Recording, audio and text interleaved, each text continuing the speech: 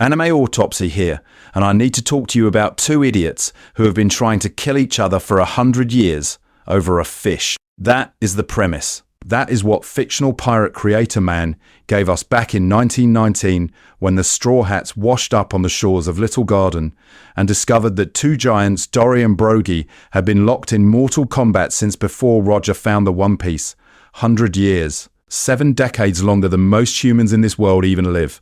And the reason for this duel, the inciting incident that sparked a century of bloodshed between former best friends and co-captains of the legendary giant warrior pirates, was an argument about whose catch was bigger. A sea king.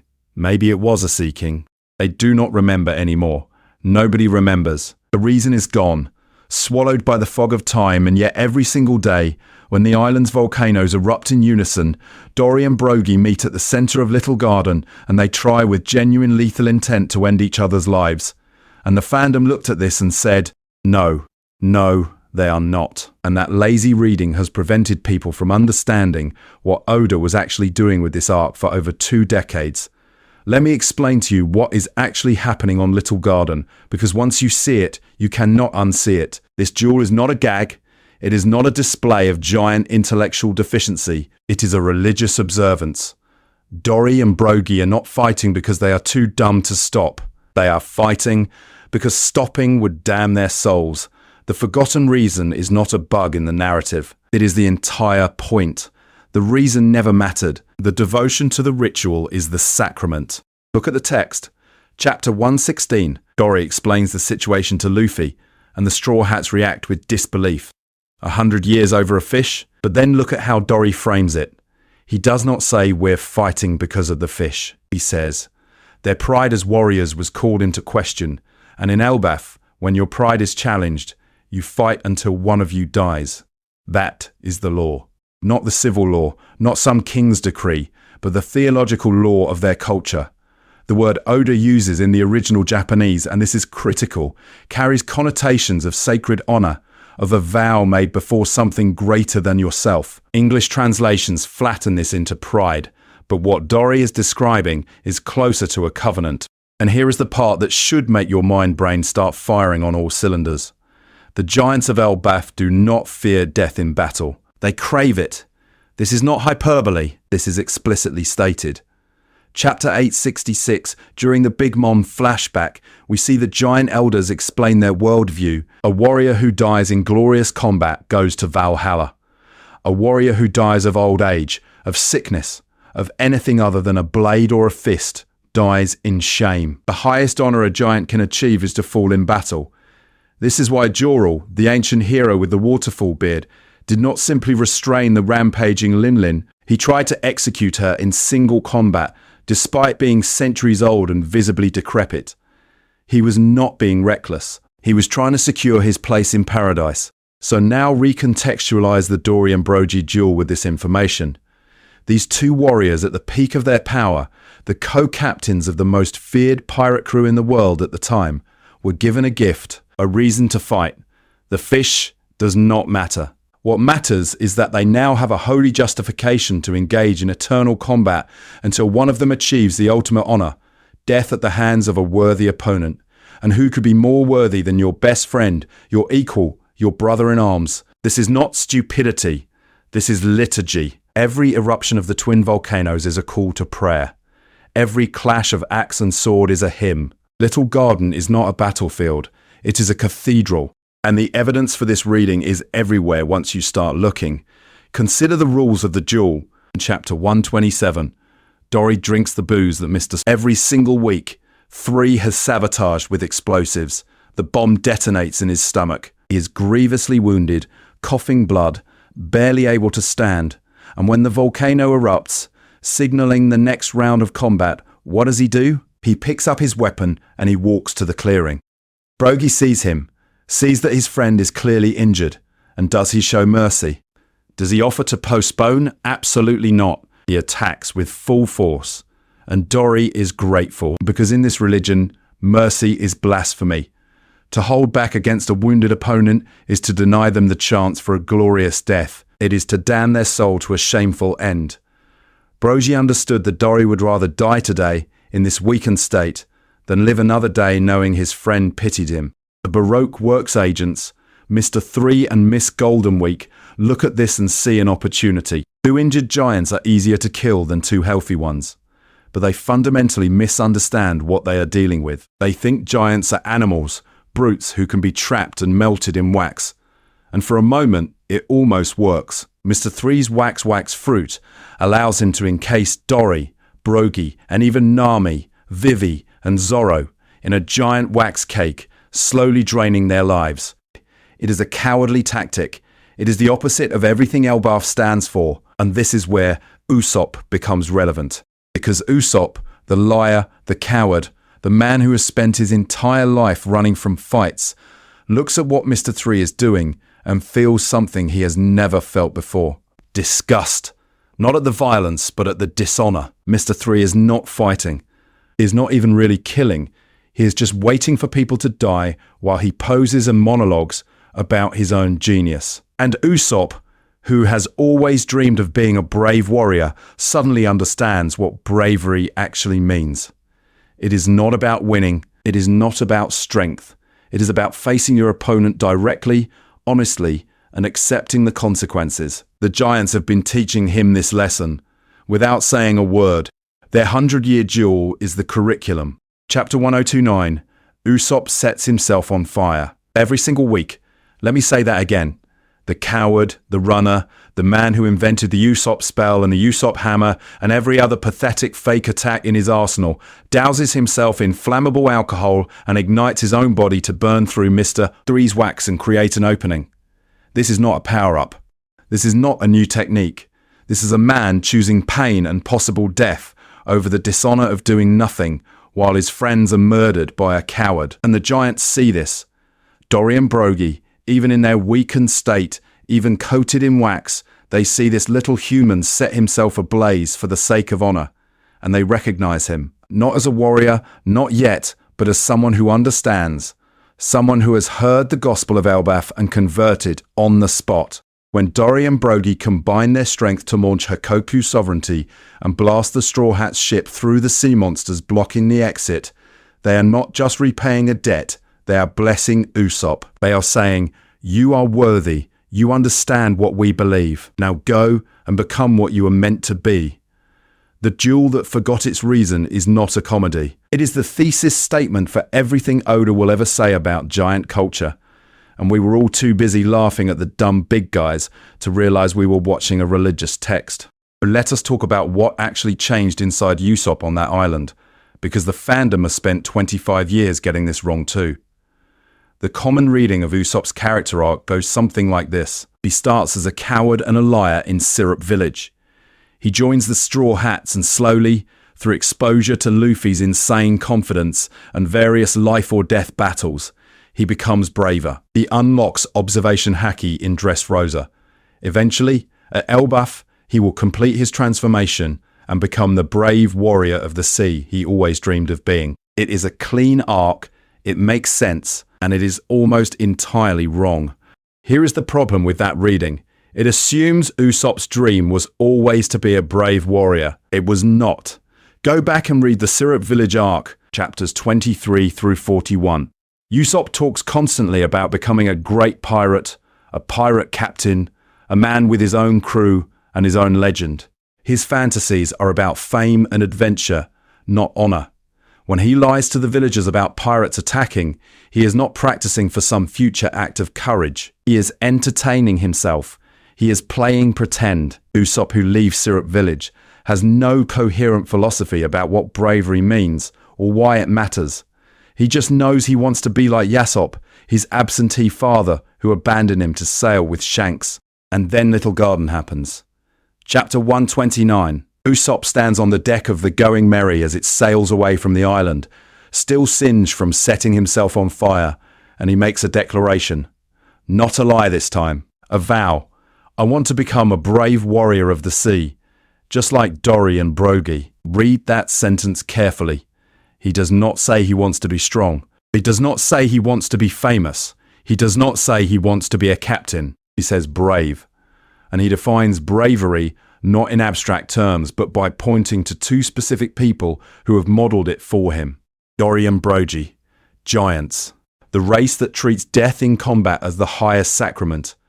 Usopp's dream was rewritten on Little Garden. He converted. He heard the gospel of Elbaf and he believed. This is why every Usopp moment after Little Garden hits different if you are paying attention. When Usopp stands against Luffy in Water 7 over the Going Merry, he is not just being stubborn, he is trying to live up to the Elbaf code. You do not abandon a comrade, even a ship, without a fight. When Usopp becomes Soga King on Enies Lobby and snipes the world government flag at 500 meters, he is not just being cool. He is declaring war, openly, honestly, in full view of his enemies. He does not hide, he announces himself, and when Usopp lies on the ground at Dressrosa, broken and bleeding, and forces himself to stand because Luffy needs him to see sugar, that is not a power-up. That is Elbaf theology in action. You fight until you die. Retreat is damnation. The evidence for this reading is structural as well as textural.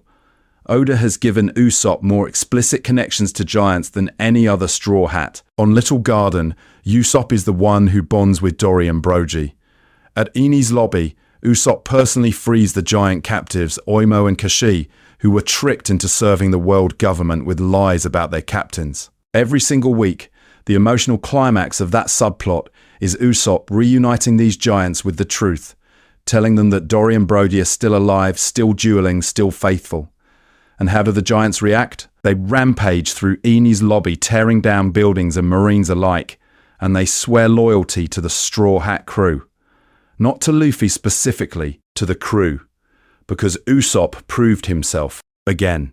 Then there is Thriller Bark, or Zeus, the giant zombie animated by Luffy's shadow. Usopp is critical to that fight, landing the finishing blow that allows the crew to bring Oars down. And yes, Luffy does the actual defeating with Gear 3rd, but Oars is not just a giant. He is an ancient giant, a creature from the Void Century, a remnant of a race that predates modern Elbaf. Usopp fighting Oars is Usopp engaging with giant legacy at its deepest level. He is not just befriending giants anymore, he is battling their history. And now think about the Grand Fleet. Chapter 17, 99. After Dressrosa, 7 pirate crews pledge their allegiance to Luffy, forming the Straw Hat Grand Fleet. And who are the first captains named? Cavendish with his beautiful pirates, Bartolomeo with the Barto Club, and Hajrudin with his new giant warrior pirates. Hajrudin, a giant from Elbaf, a warrior who has spent his entire life trying to resurrect the glory of Dorry and Brogy's legendary crew. And he pledges himself not to Luffy directly, but to the Straw Hat flag, which means he pledges himself to everyone who sails under it, including Usopp. Do you see where this is going? Because fictional pirate creator man has been laying these tracks for a quarter century. Usopp's endgame is not to become strong. Plenty of people in One Piece are strong. Usopp's endgame is to become worthy of leading the giant warrior pirates, not as a captain necessarily, but as a brother. The first human in history to be recognized by the giants of Elbaf as a true warrior of their faith. And the groundwork for that was laid on Little Garden, in the shadow of 2 volcanoes, while 2 idiots who forgot why they were fighting taught a coward what bravery actually means. Now, someone in the comments is going to say, but anime autopsy, Usopp is still a coward. He still runs, he still screams, he still makes excuses, and to that I say, you are confusing fear with cowardice. They are not the same thing. Fear is an emotion. Cowardice is a choice. Usopp feels fear constantly. He admits it openly. He does not pretend to be fearless. But when the moment comes, when the stakes are real, when his friends need him, he acts. He sets himself on fire. He snipes the flag. He stands up to 40,000 fishmen and refuses to step aside. That is not cowardice. That is the Elbaf definition of bravery. Feeling the fear and choosing death over dishonor anyway. Contrast this with Mr. 3, chapter 127, when his plan starts failing. When the giants begin breaking free of the wax, Mr. 22nd Night, 3 does not fight. He runs. He leaves Miss Goldenweek behind and sprints for the coast. He is not afraid in that moment. He is calculating. He is doing the math on survival and deciding that his life matters more than his mission, his partner, or his pride. That is cowardice. The absence of fear plus the presence of selfishness. And Usopp, watching Mr. 3 flee, understood the distinction instinctively. He understood that the opposite of bravery is not fear. The opposite of bravery is Mr. Diesack, 3. This is the emotional math that drives Usopp's entire character from this point forward. He is not trying to stop being afraid. He is trying to stop being Mr. 3. And every time he succeeds, every time he chooses to stand when running would be easier, he gets one step closer to Elbaf. One step closer to the island, where the giants will look at him and say, "You are one of us." Little Garden was not a pit stop. It was the inciting incident for one of the longest character arcs in manga history. And the payoff is coming, because Goda does not forget his threads, even the ones buried 25 years deep. Let us talk about Hakoku's sovereignty, because this is where the giants stop being a thematic element and start being a power scaling element. And I know some of you just perked up at those words. Chapter 109, Dorry and Brogy, wounded and exhausted from their duel, stand side by side at the shore of Little Garden.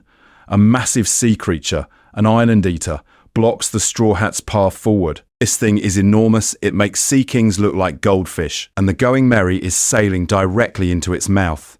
There is no time to turn around. There is no escape. And Dorry looks at Brogy and says something that still gives me chills reading it today. For our pride as warriors of Elbaf. They raise their weapons, one axe and one sword, both rusted and chipped from a century of combat, and they swing in perfect unison. The shockwave that erupts from their combined strike is not a slash. It is not a projectile. It is an extinction event. The Island Eater is bisected from head to tail. The sea itself parts. The Going Merry sails through the corpse of a creature that should have been impossible to kill, propelled by the sheer force of two giants who believed. That technique, Hakoku, is translated variously as sovereignty of the country or supreme nation, depending on your source. But the meaning is clear. This is not just an attack.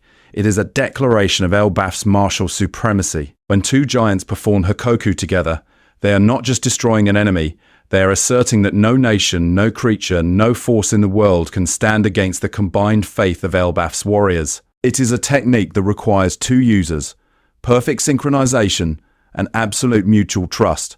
It cannot be performed by enemies. It cannot be performed by rivals. Only by brothers. And this is where the power scaling crowd needs to pay attention, because Hakoku has implications that stretch across the entire story. Chapter 19, The Rooftop of Onigashima. The worst generation is fighting Kaido and Big Mom in one of the most ridiculous punch fights this manga has ever delivered. And at one point, Big Mom and Kaido decide to stop playing around. They combine their attacks into a single strike. Mom uses Napoleon, her sword. Kaido uses his club, Hakai, and they swing together in perfect unison, screaming the name of their technique. Hakai. Hakai. Not Hakoku. Hakai. The kanji is different. The translation is ocean sovereignty or conquering the sea. But the execution, the stance, the dual wielder synchronization, it is identical to what Dorry and Brogy did on Little Garden. Oda confirmed this in SBS Volume 87. Hakai is a derivative of Hakoku. Big Mom and Kaido learnt this technique from giant martial tradition. They adapted it, renamed it, claimed it as their own. But the source is Elbaf. Do you understand what this means? 2 of the 4 emperors, the strongest pirates in the world aside from maybe Shanks and definitely Blackbeard, are using a knockoff version of a giant technique. And it is still strong enough to nearly kill the entire worst generation in a single swing. The real Hakoku, the original, performed by 2 healthy giants at full power, would be even stronger. Elbaf did not learn combat from the Yonko. The Yonko learned combat from Elbaf. The giants are not side characters in the martial hierarchy of One Piece. They are the foundation. This recontextualizes every giant fight we have ever seen. Little Oars Jr. at Marineford, impaled on pikes and shot with cannons, still charging forward because Ace needed him. That was not just loyalty, that was a giant warrior seeking glorious death on the battlefield of his era's greatest war. The numbers on Onigashima, twisted and distorted by failed gigantification experiments, unable to perform real giant techniques because they are not real giants. Their monstrousness is a physical manifestation of theological corruption. They were stripped of their faith when they were stripped of their proper forms. Even Saul at Ohara, the giant who defied the world government and let himself be frozen by Aokiji to save Robin, was acting according to Elbaf's code. He chose death over dishonor. He chose the ice over abandoning a child. And here is the part that should melt your mind brain. Big Mom knows Hakoku because she lived on Elbaf. Chapter 866. The flashback shows that Linlin was raised in the giant village during her childhood. She participated in their rituals. She ate their food. She watched their warriors train. And then she destroyed everything in a hunger-induced rampage, killing Jorrel and burning the village to the ground. But before that, she learned. She absorbed their martial tradition even as a child. And when she left Elbaf in exile, hated by every giant who survived her rampage, she took Hakoku with her. This is why the giants despise Big Mom with such ferocity. It is not just that she killed their hero, it is that she stole their sacred technique and bastardized it. She performs Hakai with Kaido, a non-giant, a Wano-born creature who earned his strength through violence and devil fruits, not through the theological discipline of Elbaf. To the giants, this is blasphemy. It is like watching someone take a communion wafer and use it as a poker chip. The form is preserved, but the meaning is desecrated. The proposed marriage between Prince Loki and Lola, Big Mom's daughter, was never about love. It was about reparations. Big Mom wanted access to the giant army for her dream of a multiracial utopia, sure. But more importantly, she wanted forgiveness. She wanted the giants to stop hating her. And the only coin she had to offer was one of her own children. Lola refused, and the alliance collapsed, and now Big Mom is dead, and the wound remains unhealed. But think about what this tells us about giant culture. They were willing to consider forgiving the woman who murdered their greatest hero and stole their holiest technique, if and only if she paid in blood. Lola was not a bride, and she was a sacrifice. Penance theology at its finest. Now let us fast forward to the present. Hajrudin, the new giant warrior pirates. The Grand Fleet. Hajrudin has spent years in the mercenary world working for Buggy's delivery, selling giant strength to the highest bidder. This is shameful by Elbaf standards. Mercenary work is cowardice in uniform. You fight for money instead of honor. But Hajrudin endured this shame because he had a greater goal. Earning enough resources, enough reputation, enough power to rebuild the giant warrior pirates and restore Elbaf's legacy. And then he met Luffy. Dressrosa changed everything. Hajrudin watched Luffy defeat Doflamingo. He watched a human, a small rubber man, topple a warlord through sheer will and punch fighting. And something clicked. Hajrudin saw in Luffy what Dorry and Brogy saw in Usopp. Someone who understood. Someone who fights not for profit or fame, but because fighting is what you do when your friends need you. Every single week, Hajrudin pledged the new giant warrior pirates to Luffy's fleet on the spot. And that pledge was not political, it was religious. Hajrudin recognized the sun god before anyone else knew that was what they were looking at. The Grand Fleet's prophesied great incident is coming, and when it arrives, Hakoku will be at the center of it, not the bastardized Hakai, the real thing. Okay, Dorry and Brogy or their successors standing beside Luffy in the final war, swinging their weapons in unison and declaring to the world government, to Imyu, to everyone who ever doubted that giants were more than brutes, for our pride as warriors of Elbaf. That is what Little Garden taught us, and we are only just beginning to see it fulfilled. So if giants are this powerful, this theologically grounded, this fundamentally impossible to corrupt, then the obvious question becomes, why does the world government not just recruit them? And the answer is simple. They tried. It did not work. The giants of Elbaf cannot be recruited because you cannot buy faith. You cannot bribe someone into abandoning their gods. The world government looked at the giant race and saw the ultimate soldiers. 20-foot-tall killing machines with lifespans of 3 centuries, capable of shattering warships with their bare hands and shrugging off cannon fire like rain. They wanted that power. They needed that power. And when they realized they could not have it through negotiation or coercion, they did what empires always do when faced with something they cannot control. They decided to build their own. The Gigantification project is one of the longest-running and most catastrophic scientific endeavors in One Piece history, and the fandom does not talk about it enough because the evidence is scattered across multiple arcs. But when you line up the pieces, the picture is horrifying. Punk Hazard, the numbers. The Seraphim, Whole Cake Island. These are not separate storylines. They are chapters in a single centuries-long experiment, and every single chapter ends in failure, abomination, or both. I start with Punk Hazard because that is where fictional pirate creator man finally showed us what the world government was willing to do in the name of artificial giants. Chapter 668, the Straw Hats discover that Caesar Clown, the mad scientist working in the ruins of Vegapunk's old laboratory, has been kidnapping children from across the world. Not orphans, not volunteers. Children with families who are told their kids have a rare disease that only Caesar can cure. And what is Caesar actually doing with these children? Drugging them. Specifically, he is administering a compound called NHC10, a growth-stimulating drug that forces their bodies to expand beyond natural limits. He is trying to turn human children into giants. The results are predictable and grotesque.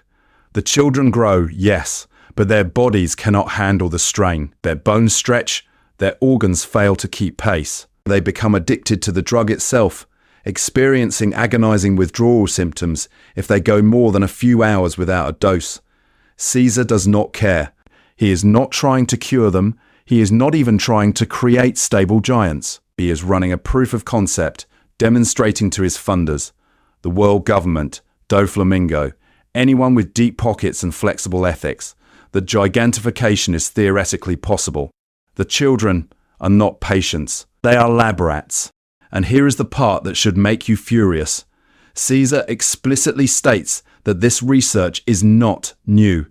Chapter 1684, he mocks Vegapunk, his former colleague and rival, for abandoning the Gigantification project years earlier. Vegapunk concluded that artificial gigantification was impossible without unacceptable human cost and shut down his research. Caesar called him a coward. The world government called him a disappointment. And then they found Caesar, a man with no ethical limits, and said, continue where Vegapunk stopped. This means the Gigantification project has been running for decades. At minimum, Vegapunk was working on it before Caesar. Someone was working on it before Vegapunk. The world government has been pouring resources into creating artificial giants for generations, and every single attempt has produced nothing but corpses and monsters. And yet they keep trying. Why? Because the alternative is admitting that they will never control the real giants, that Elbaf will always be beyond their reach, that somewhere in the world there exists a nation of warriors who worship gods the world government cannot assassinate and practice traditions the world government cannot erase. That is intolerable. But they keep experimenting. They keep killing children. They keep praying to the altar of science for a miracle that will never come. But here is where it gets even darker. The Punk Hazard experiments were not the first gigantification failures. They were just the most recent. Because decades before Caesar started drugging children, somebody else tried a different approach, and the results are still walking around Wano. The numbers. Chapter 1909. Kaido's elite shock troops, a collection of massive horned creatures who look like someone drew an Oni while having a fever dream. When they first appeared, the fandom assumed they were just monsters, maybe ancient giants, maybe mythical creatures from some forgotten island. Then Oda dropped the lore bomb, SBS Volume 98. The numbers are not natural beings. They are failed experiments from Punk Hazard, ancient gigantification attempts that predated both Vegapunk and Caesar. They were created, deemed failures, and apparently just left in storage until Kaido bought them on the black market. Let that sink in. These creatures, these twisted parodies of giants, were created by the world government's scientists, abandoned because they did not meet specifications, and then sold like surplus equipment to a Yonko. The world government did not even bother to destroy their failures. They monetized them. Kaido got his numbers, his shock troops, his Onigashima enforcers, because some world government accountant looked at a pile of gigantification rejects and said, We could probably get a good price for these. Chapter 17. Queen. Kaido's third in command rattles off the names of the numbers during the Onigashima raid. Inbi, Fuga, Zanki, Jackie, Goki, Nangi, Hacha, Kunyun, Yuki. These are not names. They are designations. In Japanese, they are puns on numbers 1 through 10, filtered through archaic kanji. The numbers are literally numbered. They are products, not people.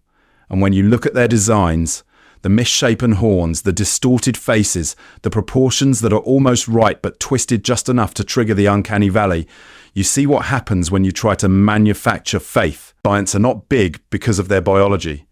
Giants are big because they have carried the weight of Elbaf's theology for centuries. Their bodies are shaped by belief, by diet, by the semla and the fasting and the 100-year duels. You cannot replicate that in a laboratory. You cannot inject it into a child. The numbers are what you get when you try. Something that looks like a giant, sounds like a giant, but has no soul, no honor, no reason to fight except the orders of whoever holds the leash. They are theological golems, hollow shells animated by science instead of faith. And the world government looked at the numbers, looked at their failure, and said, what if we tried again, but smarter? Enter the Seraphim. The Seraphim are what happens when the world government finally learns from its mistakes. Sort of. Chapter 1059. The former warlord Boa Hancock is under attack on Amazon Lily. Blackbeard has arrived to steal her devil fruit. The Marines have arrived to capture her, and in the chaos we see them for the first time.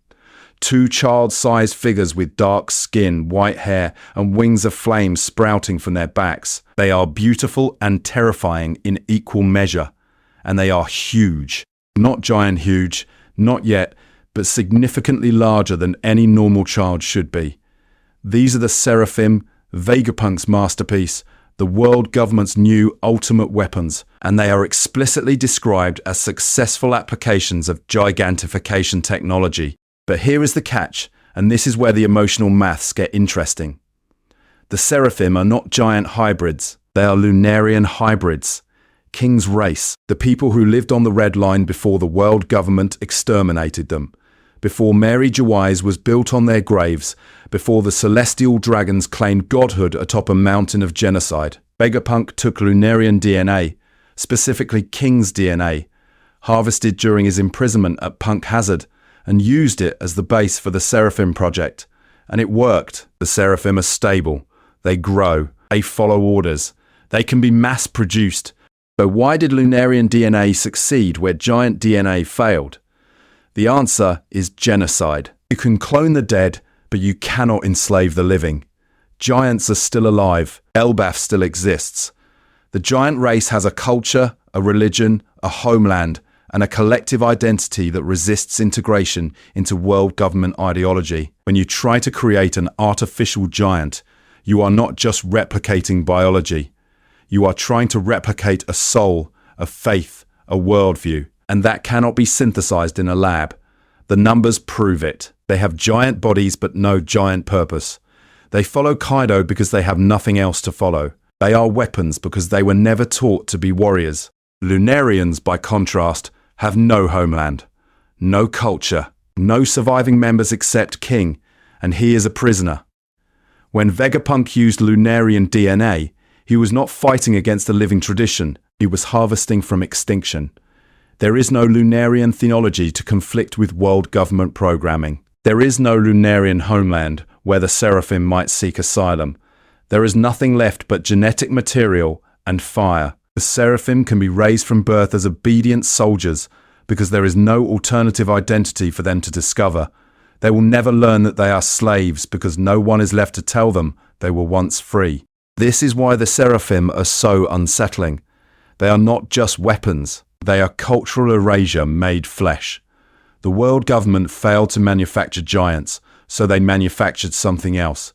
A race of beings who look like gods but have no memory of divinity. King's children, his legacy, his people's last biological trace in the world, turned into attack dogs for the regime that exterminated his entire civilization. That is not just cruelty, that is metaphysical cruelty. That is desecration at the genetic level. And the size issue keeps nagging at me.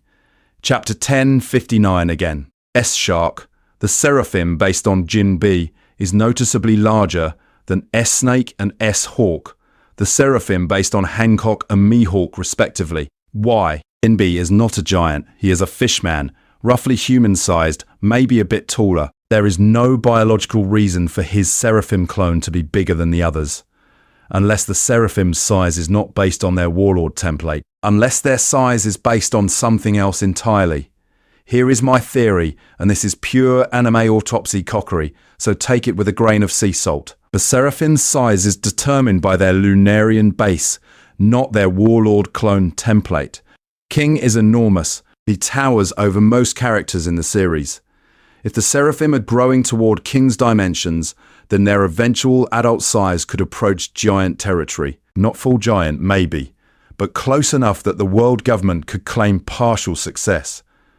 S-Shark is bigger because Fishman DNA, when combined with Lunarian DNA, produces accelerated growth, or because Jinbei's particular physiology interacts differently with the Gigantification elements, or because Vegapunk is running parallel experiments and S-Shark is the test case for maximum size optimization.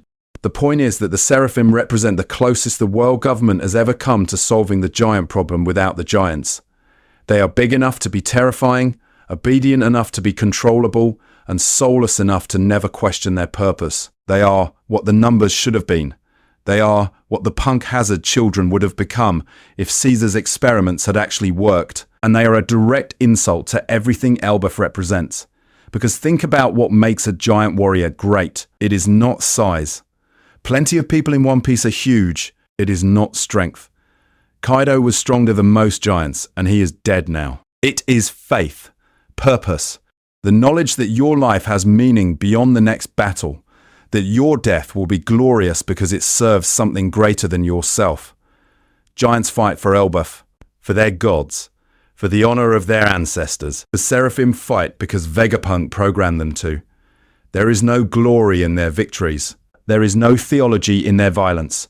They are tools, and when a tool breaks, you throw it away and make another one. This is the world government's solution to the giant problem.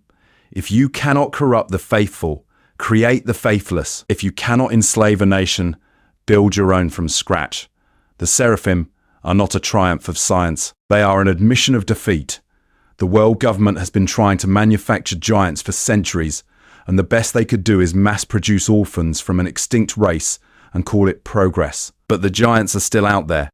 Elbaf is still standing. And when the final war comes, no amount of Seraphim is going to stop Dorry and Brogy from swinging Hakoku at whatever poor fool the world government sends to stop them. The world government did not rely solely on science. They also tried diplomacy, espionage, indoctrination, and the face of that effort was a kindly old nun who sold children to the Marines. Mother Carmel, the Holy Mother, the Mountain Witch. Whatever you want to call her, she is one of the most disturbing characters fictional pirate creator man has ever created, and the fandom still does not fully appreciate what she represents, because Carmel was not an anomaly.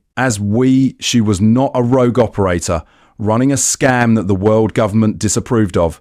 She was an asset, a sanctioned, funded, protected asset whose entire orphanage existed to funnel giant children into Marine uniforms. Chapter 866, The Big Mum Flashback. We see Carmel operating on Elbaf itself, running a home called the Sheep's House for children of all races. Giants, humans, fishmen, everyone is welcome. Preaches love. She preaches love. She preaches acceptance. She performs miracles, including a moment where she apparently stops a giant execution by summoning fire from the sky. The giants worship her. They call her a saint. And we, the audience, are supposed to think this is heartwarming backstory for Big Mom until Oda pulls back the curtain and reveals the truth. Carmel is a broker. She has been buying and selling children for decades. Her orphanage is a front operation for a black market that supplies child soldiers to the Marines and the world government. The miracle with the fire? That was her devil fruit, the soul fruit, which she later passed to Lin Lin. The sainthood? A cover story she invented to gain access to giant children specifically because giants are the most valuable product on the market. And the proof of concept, the demonstration that her methods actually worked, was a giant named John. John Giant. Vice Admiral John Giant, the first giant marine officer in history. Chapter 66 confirms that Carmel personally groomed him, raised him in her orphanage, and delivered him to the Marines as a fully indoctrinated soldier. He rose through the ranks to become a vice admiral. He fought in the war against the Roger Pirates. He was present at Marineford, and he never once questioned his loyalty to the world government because Carmel had severed him from Elbaf's theology before he was old enough to understand what he was losing. This is the soft power approach to the giant problem. Forget gigantification, perfect cloning. Just steal the children young enough and raise them without their culture. And John Giant does not know the Hakoku. He does not observe the winter solstice fast. He does not believe in glorious death or the warrior's paradise. He believes in absolute justice because that is what Carmel taught him. And by the time he was old enough to think for himself, he had already killed too many pirates to question whether he was on the right side.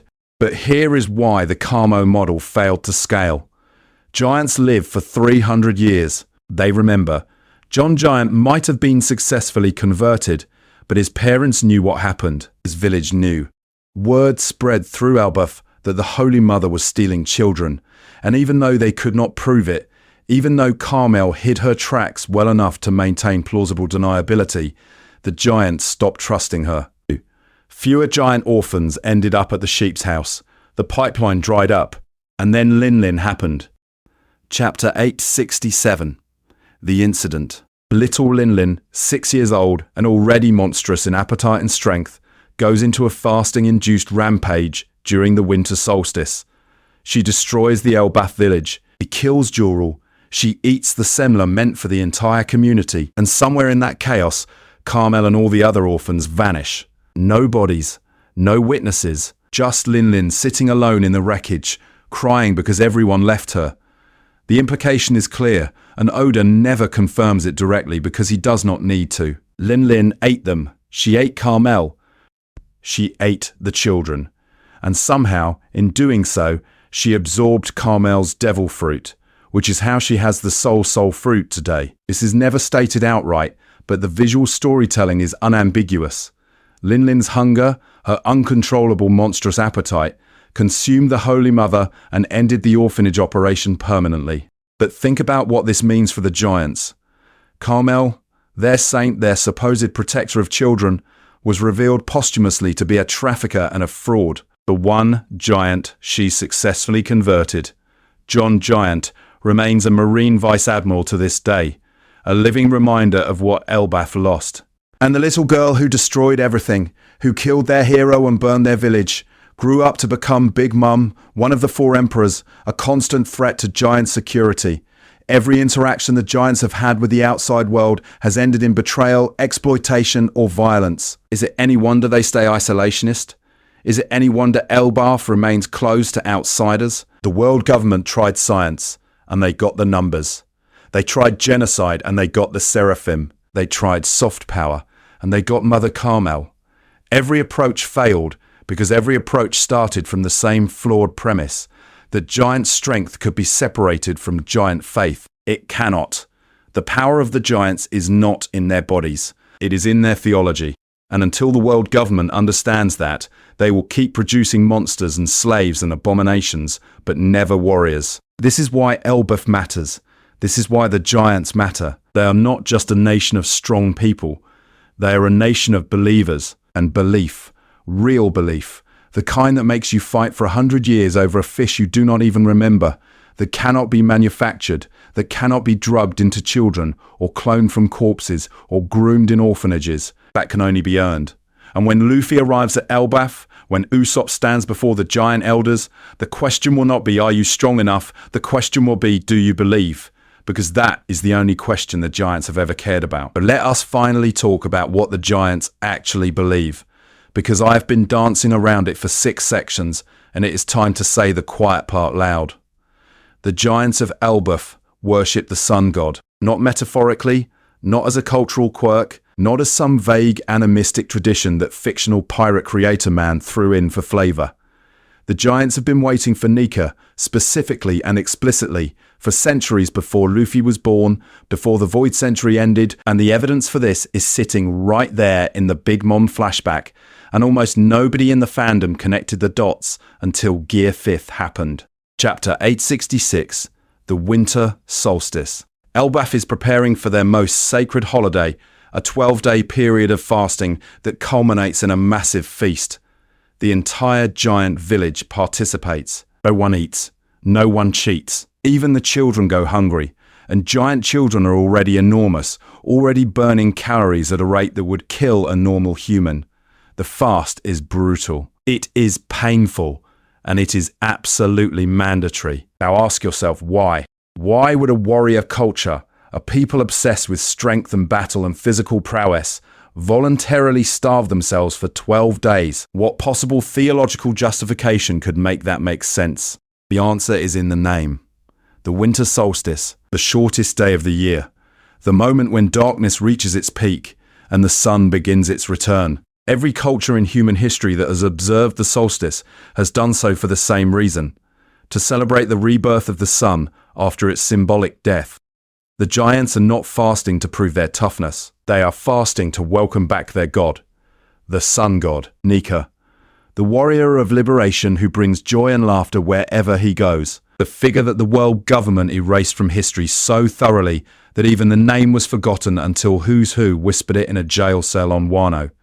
The giants never forgot. They could not forget because their entire religious calendar is built around waiting for him to return.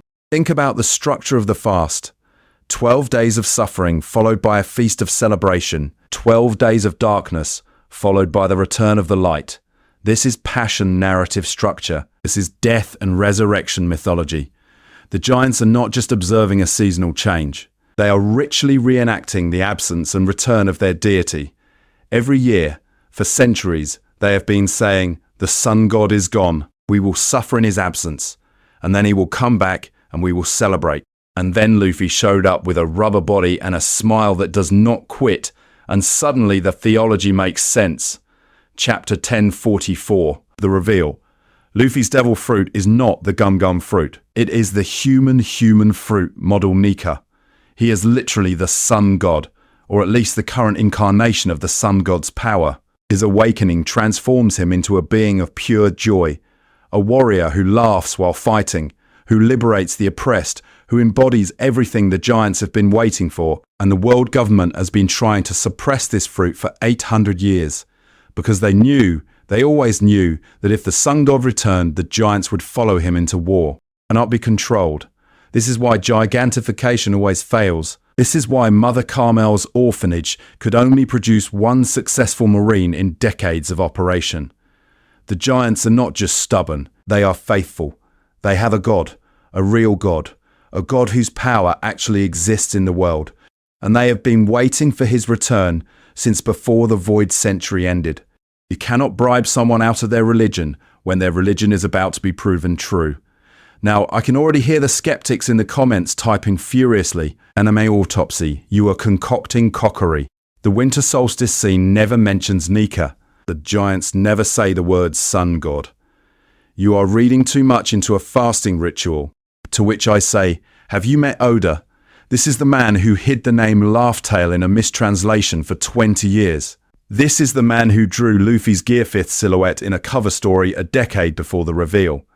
This is the man who put the Red Line's destruction in a mural on Fishman Island and let us argue about it for 15 years. Oda does not do coincidences. Oda does not do vague cultural flavour. Every detail in this manga is a loaded gun, and the winter solstice fast is pointing directly at the sun god's forehead. Consider the semla, the sweet treats that Linlin craved so desperately that she destroyed a village to get them. Semla are not just candy. They are the ceremonial food of the post-fast feast. They are communion wafers. They are the physical manifestation of the sun god's return, the sweetness that ends the suffering, the reward for faithful endurance. When Linlin ate the semla early, she was not just being greedy, she was desecrating the sacrament. Every single week, she was spitting on the altar. No wonder Jorel tried to kill her. She was not just a dangerous child, she was a heretic. And here is where the theory engine really starts spinning. If the Giants worship Nika, and Luffy is Nika, then the Straw Hats' eventual arrival at Elbaf is not just another island adventure, it is a pilgrimage. It is the second coming. Luffy will walk into the land of the Sun God's most devoted followers, and they will recognize him immediately, not because of his bounty, not because of his reputation, because of his fruit, because of his laugh, because he is the answer to 800 years of prayers. Grand Fleet already contains giants. Hajrudin and his new giant warrior pirates pledged themselves to Luffy after Dressrosa. But Hajrudin is a reformer, an exile, a giant who left Elbaf to pursue his own path. The true believers, the elders, the keepers of the old ways, they have not met Luffy yet. When they do, when they see him bounce around in Gear 5th with that ridiculous grin on his face, they will not see a pirate. They will see vindication. They will see proof that their faith was not in vain. And then they will pick up their weapons and march to war. Now let us talk about what Lin actually did, because the fandom tends to frame the Elbaf incident as Big Mum was a scary kid and she wrecked some stuff. That is underselling it by about 1,000%. What Lin did was not a tantrum. It was a cataclysm. And the giants did not respond with fear. They responded with religious horror. Chapter 866 continuing into 867. The scene. Little Lin, 5 years old, has been fasting with the rest of the village for days. She is hungry. She is always hungry. Her appetite is supernatural. A curse as much as a blessing. A void that can never be filled. And on the final day of the fast, when the semler are laid out for the feast that will welcome back the sun, Lin snaps. Doesn't just eat her share. She eats everything. The semler, the tables, the decorations, the food stores for the entire winter. She rampages through the village in a blind hunger frenzy, destroying buildings, injuring giants, consuming everything in her path. And when Duel, the ancient hero, the living legend with the waterfall beard, steps forward to stop her, she kills him. Not on purpose, maybe. Not with malice, probably. But she kills him all the same. One strike. One swing of her massive arm, and Duel, centuries-old veteran of wars we will never see, collapses and dies. The community reading is that Duel was being cruel. He tried to execute a child for eating too much. How monstrous! How villainous! Our Torsorio, surely the giants overreacted. No, they did not. Reframe this scene with the theological context we just established. Duel was not trying to kill a hungry child.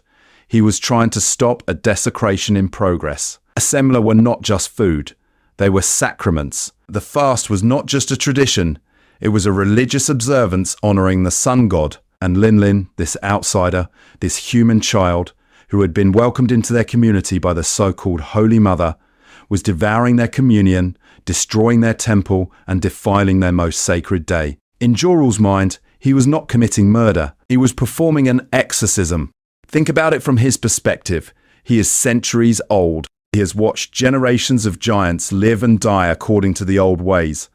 He has kept the faith through wars and famines and the slow erosion of memory that comes with the world government's historical revisionism. And now, on the holiest day of the year, a monster in the shape of a child is tearing through his village and eating the proof of his God's love. What would you do? What would any believer do when their sanctuary is being desecrated?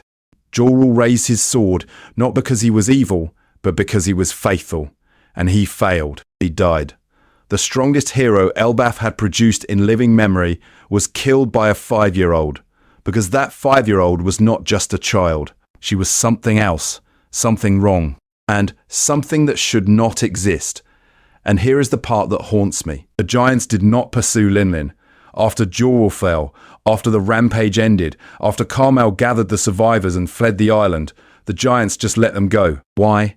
They could have hunted Lin down. They could have avenged their hero. They could have wiped out the sheep's house and everyone in it. But they did not. They let Carmel take Lin away, and they never spoke of it again. I think they were afraid. Not of Lin's strength, though that was terrifying enough. Afraid of what she represented. Afraid that she was a sign, an omen, a message from the gods that something had gone terribly wrong. The sun god's feast had been devoured by a monster. Their greatest hero had been struck down on the holiest day. What kind of curse brings that kind of destruction? What kind of sin invites that kind of punishment? The giants, being giants, did what they always do with trauma. They buried it. They refused to speak of the incident. They closed their borders even tighter and withdrew from the world even further. And for decades, that was enough. Linlin grew up, became Big Mom, formed her own crew, started her own nation. She was no longer Elbaf's problem. She was everyone's problem. But then she tried to come back. Chapter 858, The Whole Cake Island Arc. We learn that Big Mom arranged a marriage between her daughter Lola and Prince Loki of Elbaf, a political alliance, a merger of two great powers. The Charlotte family would gain access to giant warriors. Elbaf would gain what exactly? What could Big Mom possibly offer that would make the giants forgive her? The answer is blood. Lola was not a bride. She was a sacrifice. Think about penance theology. When you have committed a sin so grave that no ordinary apology can suffice, you offer something precious. Your wealth, your freedom, your family. Big Mom was offering one of her own children to the giants as a blood payment for what she did as Linlin. Lola would live on Elbaf, marry into the royal family, bear giant children, and spend her entire life as a living reminder that Big Mom acknowledged her crime. That was the deal. That was the only deal the giants would accept. And Lola said no. She ran away. She refused the marriage. She chose her own freedom over her mother's absolution. And from a certain perspective, good for her. Nobody should be forced into a political marriage against their will. But from another perspective, from the theological perspective, Lola's refusal was catastrophic.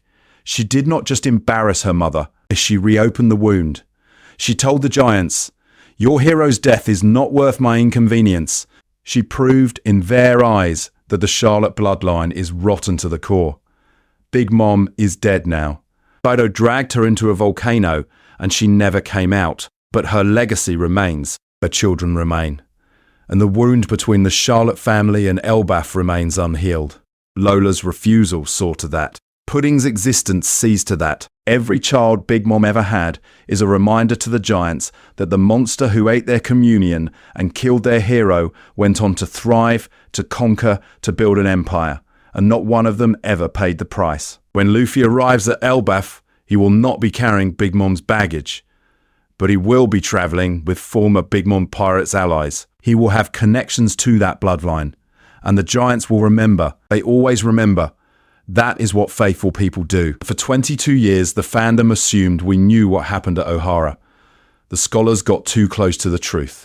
They researched the Void Century, they translated the poneglyphs, and the world government, rather than let that knowledge spread, ordered a buster call and burned the island to ash.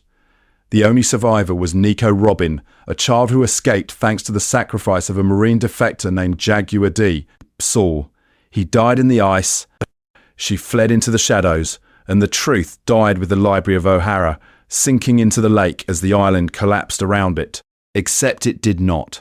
The book survived, and we only learned this in Egghead, 22 years after the Ohara flashback aired, because fictional pirate creator man cannot resist a long game. Chapter 1066, Vegapunk's flashback. He visits the ruins of Ohara after the buster call, expecting to find nothing but corpses and ash. Instead, he finds giants. A massive group of them wading into the lake, diving to the bottom, pulling up waterlogged books by the armful. They are crying, tears streaming down their enormous faces as they work. And at the centre of them, barely visible, is a figure we recognise. A silhouette we have not seen since Robin was 8 years old. Saul, Jaguar D. Saul, alive. He should not be alive. Okaji froze him solid. We watched it happen. We heard the ice cracking as his body went rigid. And yet here he is, decades later, leading a rescue operation to save the forbidden knowledge of Ohara from oblivion. The ice did not kill him. Nothing kills giants easily. And Saul, whether through sheer will or bloodline resilience, or the intervention of his own people, survived. He survived, and he remembered what Ohara died for, and he organised the single most important heist in One Piece history. The giants of Elbaf now possessed the complete library of Ohara. Let that sink into your mind brain. Everything the scholars learned, every poneglyph translation, every theory about the Void Century, every scrap of forbidden knowledge that the world government was willing to commit genocide to suppress. It is all sitting on Elbaf right now, protected by the strongest warrior race in the world, guarded by a faith that has endured for 800 years. The Giants are not just warriors. They are archivists. They are the keepers of the truth. This recontextualizes everything. Why has the world government never attacked Elbaf directly? It would be suicide. The Buster Call works on small islands with civilian populations. It does not work on a nation of giants who can sink warships with thrown rocks. But more importantly, the world government cannot risk destroying Elbaf because they do not know how much the giants know. If they attack and fail, if even one giant escapes with one book, the information spreads, the secret gets out. The entire 800-year cover-up collapses, so they have to wait. They have to be patient, they have to find another way. Hence the Gigantification projects, hence the Seraphim, hence Mother Carmel and her orphanage. The world government has been trying to build an army capable of conquering Elbaf for centuries, because conquering Elbaf is the only way to guarantee the Ohara knowledge never resurfaces. And they have failed over and over because you cannot manufacture faith and you cannot corrupt believers. But now consider what happens when Luffy arrives. The sun god walks into the homeland of his oldest worshippers. He is greeted not as a pirate, but as a messiah. And then someone, probably Saul, probably Robin, takes him aside and says, "There is something you need to see." They lead him into the archives. They show him the books. And for the first time, Luffy learns the full truth about the Void Century. Toy Boy, the ancient kingdom, the crime that created the world government, everything. Luffy does not read, we know this. Man has the attention span of a goldfish on sugar. But Robin reads. And Robin will read those books, and she will finally complete her dream, and then she will explain it to Luffy in small words that even he can understand. And when he understands, when he knows what Emu did, what the celestial dragons built their paradise on, what the giants have been protecting all this time, he will do what Luffy always does. He will pick a fight with the entire world. This is why Elbaf is the most important island in One Piece, not Laughtail, not Mary Dew Eyes, Elbaf, because Laughtail has the One Piece, but Elbaf has the treasure, but Elbaf has the motive. Whatever Roger found on that final island made him laugh, but laughing is not the same as acting. Roger did not start a war, he did not tear down the world government. He turned himself in and died. Maybe he was too early. Maybe the timing was wrong. Maybe he lacked something Luffy has. Or maybe he did not have the giants. Roger visited Elbaf. We know this from scattered references and SBS comments. But he visited before Ohara burned, before the books were saved, before Saul organized the rescue. Roger had to piece together the Void Century from poneglyphs alone, fragment by fragment, island by island.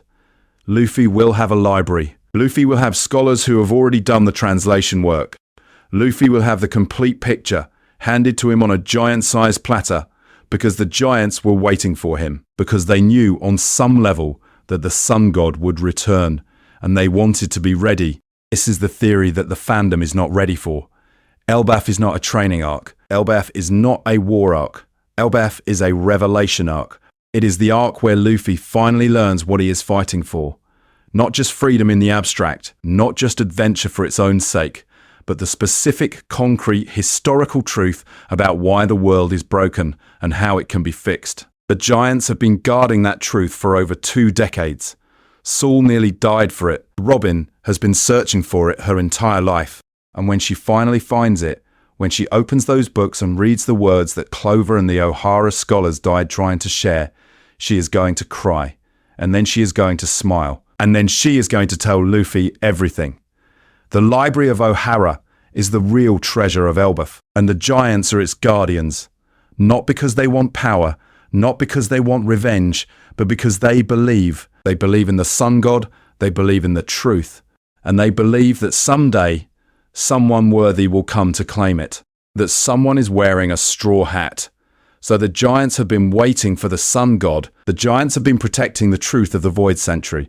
The giants have been maintaining their faith for 800 years, while the world government tried everything from child experimentation to cultural infiltration to break them. And in all that time, across all those centuries, how many outsiders have the giants recognized as worthy?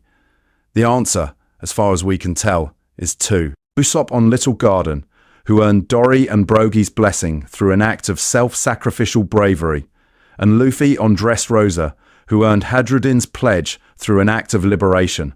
Hajrudin is the key to understanding what is about to happen on Elbaf, because Hajrudin is the first giant in modern history to voluntarily bow to a human. Not as a slave, not as a prisoner, not as a mind-controlled puppet of some warlord's games. He knelt because he chose to kneel, and that choice tells us everything about how the giants will receive Luffy when he finally arrives. Chapter 706. The Corrida Colosseum. Hajrudin enters the tournament as a gladiator, fighting for the flame fruit. He is enormous, arrogant, and utterly confident in his superiority. When he faces Luffy in Block C, he boasts about the glory of Elbaf and the strength of giant warriors. He is doing the thing that every giant does, asserting the supremacy of his people, his faith, his tradition. And then Luffy punches him once and he goes down. One punch. Gear second. Hajrudin collapses and does not get back up until the tournament is over. Now in any other context, this would be humiliating. A giant, a proud warrior of Elbaf, knocked unconscious by a rubber man half his size. The community reading at the time was that Hajrudin was fodder, a jobber, a nobody introduced just to show how strong Luffy had become. But look at what happens after the tournament. Look at what Hajrudin does when he wakes up and learns what Luffy accomplished. Luffy defeated Doflamingo. Luffy freed Dressrosa. Luffy broke the chains of an entire nation that had been living under the Heavenly Demon's smile factory for years. And Hajrudin, watching this, experiencing this, being liberated by this rubber idiot who punched him into next week, made a decision. He did not sulk.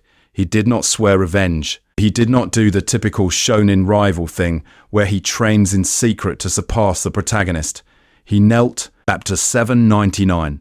The formation of the Straw Hat Grand Fleet. 7 crews, 5,600 warriors, all pledging their loyalty to Luffy and his flag. And Hajrudin is there, representing the new giant warrior pirates, swearing that his crew will answer Luffy's call whenever it comes. He specifically renounces his contract with Buggy's Delivery, the mercenary organization he had been working for, because mercenary work is shameful and he can no longer stomach it. Luffy showed him what a real warrior looks like. Luffy reminded him what he was supposed to be. This is not just loyalty, this is religious awakening. Hajrudin grew up on Elbaf. He knows the winter solstice traditions. He knows the stories of the sun god. He knows that the giants have been waiting for a liberator, a warrior of joy, a figure who fights not for profit or power, but for the freedom of others. And then he met Luffy. He got punched by Luffy. He watched Luffy tear down a warlord and free a kingdom and laugh while doing it. And something in Hajrudin's theological mind-brain clicked into place. He recognized Nika. He did not have the vocabulary for it. He did not know about the Hito Hito no Mi, model Nika, or the true nature of Luffy's devil fruit. But he felt it. He felt what the giants have been waiting to feel for 800 years, the presence of their god. And his response was immediate, total, and irreversible. He pledged his crew, his life, his future to Luffy's cause. He did not even hesitate. This is why the Grand Fleet prophecy matters so much. Chapter 803. The narrator, in one of those rare moments where Oda speaks directly to the audience, tells us that the crews who pledged themselves to Luffy would go on to cause a great incident in the future. Not a battle, not a war, an incident. Something unprecedented. Something that changes the world. The fandom has been speculating for years about what that incident might be. An attack on Mary Geoise, sat to observe the destruction of the Red Line, the assassination of a celestial dragon. All plausible, all dramatic. But consider this. What if the incident is not something Luffy does, but something the giants do? What if Hajrudin returns to Elbaf after pledging to Luffy and tells his people what he saw? What if he testifies to the elders, to the keepers of the faith, to every giant who has been waiting for this moment? I met him, I fought him, I lost to him, and he freed an entire nation while laughing. The sun god has returned. That is an incident. That is a theological earthquake. That is the moment when 800 years of patient faith suddenly becomes urgent, active, militant. The giants would not wait for Luffy to come to them. They would march. They would mobilize. They would prepare for the final war that their prophecies have always promised. And when Luffy finally arrives at Elbaf, he would not find a nation of isolationist warriors. He would find an army, ready, waiting, faithful. Hajrudin is not just a side character. He is a herald. He is John the Baptist with a battle axe. He is the first giant to see the truth in the modern era, and his testimony will be the spark that ignites Elbaf's participation in the final conflict. The new giant warrior pirates are not just soldiers. They are apostles. And then there is Shanks. Red-haired Shanks, the man who gave Luffy his hat. The man who stopped the Marineford War with nothing but his presence. The man whose full agenda remains one of the most contested mysteries in the entire series. What is his connection to Elbaf, and why does every piece of evidence suggest he is protecting it? Chapter 1076, the end of the Egghead arc setup. Shanks and his fleet are shown departing from an island, and the background architecture is unmistakably Nordic. Giant-sized buildings, longship designs, runic aesthetic. The red-hair pirates were on Elbaf, or near Elbaf, or at least in giant-controlled waters. And they were leaving, which means they had arrived for a purpose and completed it. What purpose? Why would Shanks, the most enigmatic Yonko, the man who can walk into Mary G-Wise and demand a meeting with the 5 elders, spend time on the island of the giants? Here is the theory, and I will state it plainly, because hedging is for cowards. Shanks is guarding the 4th road poneglyph. We know there are 4 road poneglyphs. We know they point to Laugh-Tale. We know the locations of 3. One was on Zoo, one was on Whole Cake Island, one was in Wano. The 4th has been missing since before the story began. Roger found all 4, Luffy needs all 4, and nobody knows where the last one is hiding. Except maybe the giants do. Think about it. The giants are the archivists of the world. They retrieve the Ohara library. They have been protecting forbidden knowledge for over 2 decades. Is it really a stretch to imagine they are also protecting a road poneglyph? The red stones are the most dangerous artifacts in existence. The world government would do anything to destroy them or control them. Where better to hide one than on an island populated by the world's strongest warriors, guarded by a faith that has never wavered. And if Elbaf has a road poneglyph, then Shanks' presence there makes perfect sense. He is not ruling Elbaf. He is not even allied with Elbaf in the political sense. He is protecting it. He is standing between the world government and the last piece of the puzzle. He is buying time for Luffy to arrive, to earn the giants' trust, to receive the poneglyph as a gift rather than a conquest. This is the Shanks theory that the fandom cannot agree on. Is he a good guy? Is he a secret villain? Is he working with the 5 elders or against them? The answer, I think, is simpler than any of those options. Shanks is a gatekeeper. He is holding the final piece of the map and waiting for someone worthy to claim it. He tested Luffy at Fuchsia Village. He tested Luffy again at Marineford when he stopped the war before Luffy could die. And he will test Luffy one more time on Elbaf when the 2 of them finally meet as equals. But before we get to that meeting, we need to talk about the other mystery lurking on Elbaf, Prince Loki. Chapter 858. Loki is mentioned for the first time, in passing, during the Whole Cake Island arc. He is the Prince of Elbaf, the would-be husband of Charlotte Lola, the man whose rejected marriage proposal caused a diplomatic catastrophe between the Charlotte family and the giants. And that is all we know about him. His name, his title, his status as a jilted groom. Except that is not quite true. We also know he is imprisoned. Vivra Card databook entries and supplementary materials have confirmed that Prince Loki is currently locked away somewhere on Elbaf. He did something, or was accused of something, serious enough that the giants stripped him of his freedom. The prince of the most honourable warrior race in the world is sitting in a cell, and nobody is talking about why. Here is where the cockery gets spicy. What if Loki is not a villain? What if he is a prisoner of politics, not justice? Consider the timeline. Loki was engaged to Lola. The engagement was broken when Lola fled. Big Mom was furious. The Giants were insulted. Diplomatic relations collapsed entirely.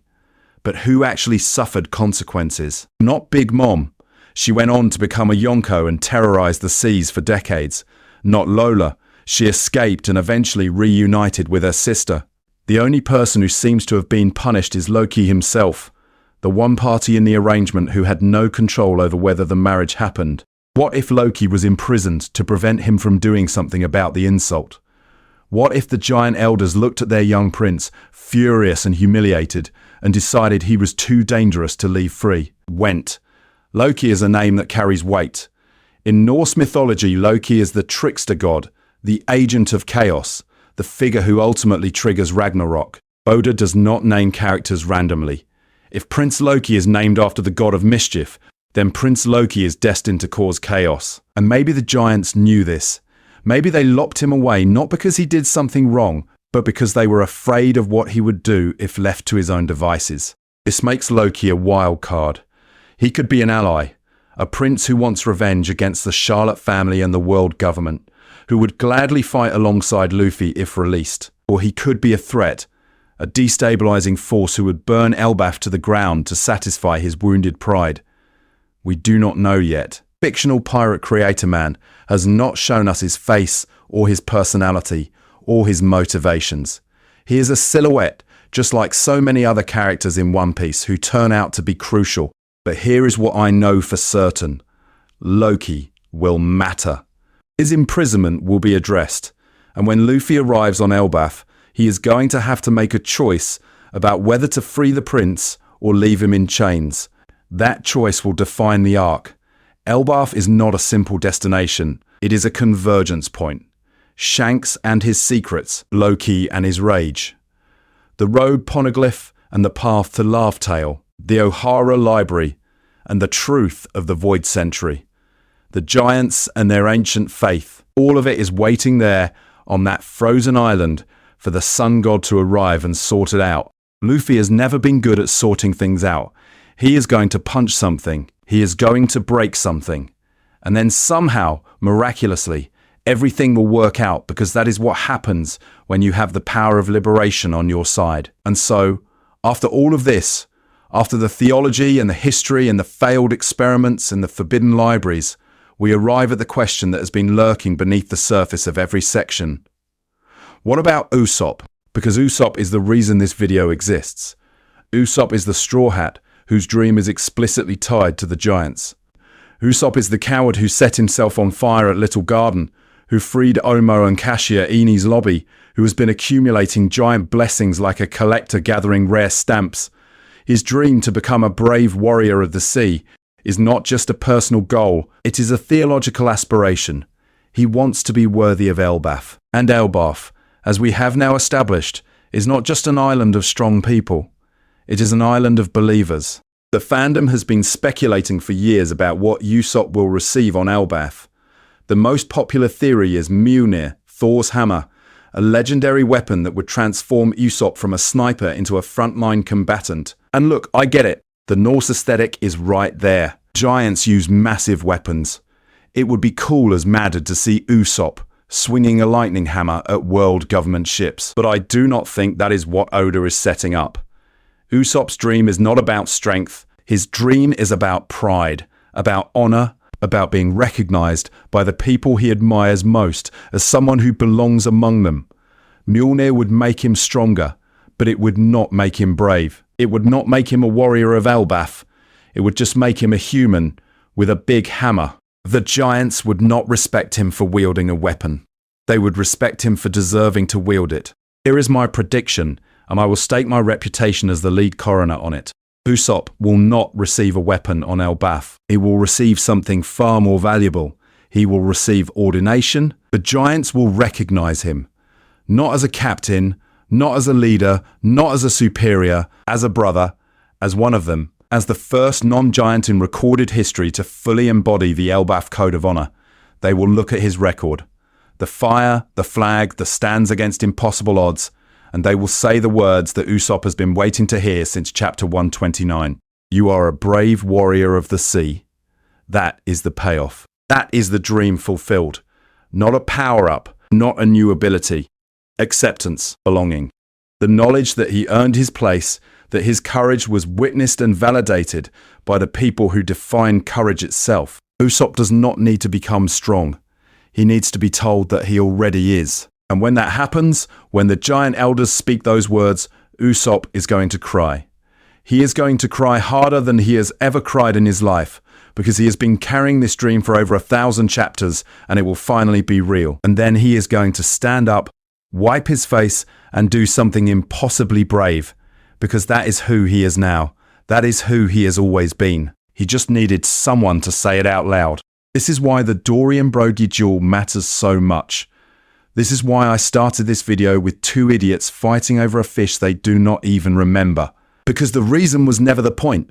The reason was always an excuse. What mattered was the commitment, the willingness to show up day after day, century after century, and face your opponent with everything you have. That is bravery. That is faith.